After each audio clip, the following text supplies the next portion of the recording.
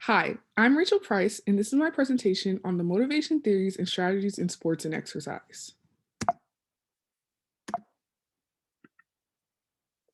The two main motivation theories in sports and exercise are extrinsic, which comes from an outside source, example, a financial or material award, like receiving an award for doing really well in your activity, or receiving financial incentives like a new contract or a bonus. Eccentric comes from the desire of enjoyment of playing a sport. So, like going to practice, having fun and grueling practices where you work really hard, having main goals set. So, like a goal to win the next game, a goal to get better in performance, like get a new record, get new set times that are better than your old times, and having a skill set. So, something that you're really good at. The strategies in sports and exercise are using verbal and nonverbal praise. So verbal praise would be like, yes, go so and so, go so and so, you're doing great. And nonverbal praise would be clapping, cheering, yelling loud. Another strategy is giving rewards contingent on performance. So let's say you're running a race and the last time you got was 14 minutes and this time you got 13, then you would receive a reward for getting 1 minute less. Provide successful experiences. So just making sure every experience is successful and making sure everything is positive and never negative, even if it's constructive criticism. Just making sure that you give one once you give a constructive criticism, then you give a compliment right after that. Vary content and sequence of practice drills. Make sure you're not overworking your athletes. Overworking athletes can be really stressful and make them unmotivated, make them not want to come to practice or go to a game because the practices are just too grueling and too stressful. Involve participants in decision making. So when making decisions about the team or about practices or anything about the whole team, yeah, just informing everyone and making sure everyone is in on every decision that's being made and that people are not sidetracked or put in the dark. Set realistic performance goals. Setting realistic goals is really big as a sports agent, that you need to set goals for your athletes and just make sure that they're able to make sure they do them. So don't necessarily give them goals that take 10 years to do, give them goals that they can do the next day or the day after. Okay. My major is sports management, and I would like to be a sports agent. And as being a sports agent, you need to give them incentives within their contracts. That's eccentric reward. So giving them, let's say you're gonna have to beat your home run record from last year. You got 10 home runs last year. You get 20 home runs this year. You're gonna get a $500,000 bonus. So something like that, or let's say that, oh, you were second at assist last year, you're going to become number one in assist this year. And with that, then you get another bonus through purpose and reminding them of how far they come and where they're going next. Just reminding your athletes of how far they come, where did they start at, and now how far they've come. Just letting them understand that they've worked really hard to get here, and that the journey is not over. The journey has just began, and that it's gonna just go up from here. Even though they may be suffering from an injury, or they may be suffering from any family issues or anything going on in their personal life, just know that this is just a storm. This too shall pass. Create an open environment so that athlete is comfortable telling you anything. Just having an open relationship with your athlete is a huge thing as a sports agent. Just letting them know that you're here for them, that you care for them, and that you're on their team, you're on their side. You're the athlete's agent, you're not the team's agent, you're the athlete. So the athlete needs to understand that you are there for them, you're one of their number one supporters other than their family, and that you're their right hand person. Controversial issues in motivational. Hesenberg's motivation hygiene theory sent shockwaves to the motivation world. His idea is that motivators like recognition, advancement, and responsibility generates very satisfaction in what you are doing. This was something new because most people didn't believe that motivation was something like you should get recognition and advancement in. There has been no consensus that this interpretation of motivation is valid. They did do some research in 2005 that made sure that they found out that this method actually um it improved people's motivation and made them want to go to work and understand more and just want to learn and continue going back.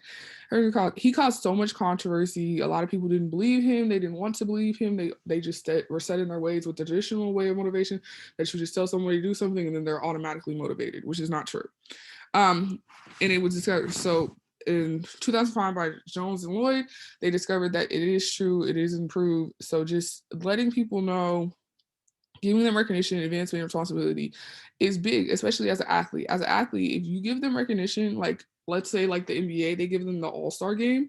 The All-Star game gives them that recognition to show like I've been working really hard and I'm finally being put on display. Like almost every sport has an all-star game, and that's just really big for them to understand like, hey, I've been working really hard. No matter how like your team is doing, you're able to just show that you've been working really, really hard. And it's just a great way to show. And this is like, that is Heisenberg's motivation theory. Yes. The psychological impact. Psychological impact of these motivation strategies has made athletes better people on and off the field.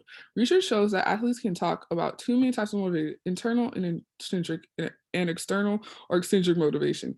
Athletes who show inner intrinsic motivation enjoy the sport activity and performance itself, and this is what gives them pleasure. For extrinsic or external motivation, participation in sports is determined by acquisition of some benefits that can be material or social nature. Research shows that athletes with high self-determination, experience of competence, connectivity, and autoimmunity have better sporting performance than athletes with a low level of determination. When it comes to motivation in sports, some concepts and some of the most important interventions for motivating athletes presented in this paper can be considered in psychological training of athletes. Special attention given to the importance of the roles of trainers in the process of motivating athletes emphasize psychology as a key factor in sport achievement.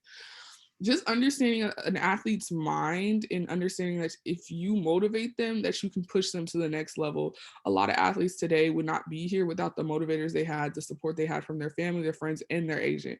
So just understanding that if you motivate someone and just as simple as like, hey, you're doing a great job, or just telling them, oh, just continue going on, or just giving them that recognition they deserve and they want and need, just shows you that they just have better, they'll perform better. An athlete that doesn't get any motivation or any support will not perform as well as an athlete who is. So let's say you have Stephen Curry. If Stephen Curry's family wouldn't have supported him as far as he's gone and as much as he's done, then he wouldn't be the person he is today. So that just shows you that like the more motivation you have, the higher success, the more successful you could potentially be. So it's just showing that, and that's the article review. The article I reviewed was Motivation, Perception of Control, Tracing Its Development, Plotting Its Future in Exercise Sports Psychology. It talks about self-determination. There are three keys in self-determination: psychological competence, immunity, and relatedness. So just understanding, just having that self, that you want it more than anybody else, having that in yourself, something that you want. It's not something that someone else can want. It's something that you want really bad. And when you really want it, you can perform better. Because when you don't want to do something, you're not going to perform as well. But when you have that, I want to do something and I'm going to go do it. Let's say I'm going to shoot better 3-pointers and I'm going to become the next 3-point shooter star in the competition for the next All-Star game. You have that self-determination. The next All-Star game, you could potentially win because you have that determination and you believe in yourself. The CET states that the rewards are best understood of their impact on control and motivation by looking at the functions that rewards they may have. So just setting yourself a goal and giving yourself something that you can get once you reach that goal is a huge thing as an athlete. It's a huge thing as a sports agent you need to follow as well. So giving your athlete a goal and then giving them that something that once they reach that goal, a reward, it just can make them perform so much better because then they're like working towards something. Because whenever you're working towards something, it's always better instead of just saying, I'm just going to work for this, and then there's no reward. It's just something we've learned even as children, is when you go to preschool, they are like, okay, at the end of this, we're all going to have snack time. So you're working towards snack time. It's the same concept as sports. Is like at the end of this, we're all working towards a championship. So when the season starts, they're working towards a championship. Okay. Christian worldview. Okay. As a Christian, you want to be strong, you will in Deuteronomy 31:6-89, you want to be strong, have no fear or dread of them, because it is the Lord your God who goes before you. He will be with you, he will never fail you or forsake you. Do not fear or be dismayed. As an athlete, having a Christian worldview can make it a lot easier on yourself because you just know that, like they said in Deuteronomy, be strong and be bold. If you're strong and be bold and have the self-determination within yourself, God will never forsake you. He will never leave you no matter what happens. So just because you may have an injury, that doesn't mean God will forsake you or leave you. He will help you come back better than ever from that injury. That injury was just a minor setback for a major comeback. In Joshua 1:9, be strong and courageous. Do not be frightened or dismayed, for the Lord your God is with you wherever you go. No matter wherever you go, from game to game, to city, God is there with you no matter what, from contract to contract, to team. God is going to be there no matter what. No matter if the team is somewhere in the middle of nowhere and there's nobody's, or if the team is one of like the Lakers and they're top at the top right now. First Peter 5:7, cast all your anxiety on him because he cares for you. No matter the anxiety you have as an athlete, because the athletes have a lot of anxiety and you deal with a lot of stuff going from game to game, doing new people, dealing with new stuff all the time. God will never leave you. Give him all your anxiety, give him all your woes, all your pressure. Just pray to him, call on his name, and he will release that from you. Psalm 16:8.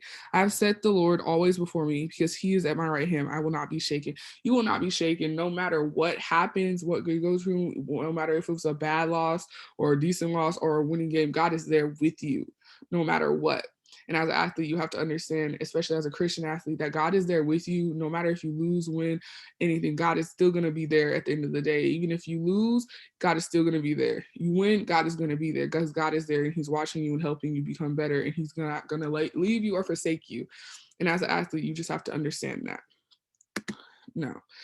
But thank you for watching my presentation on the motivation theories and strategies of sports and exercise.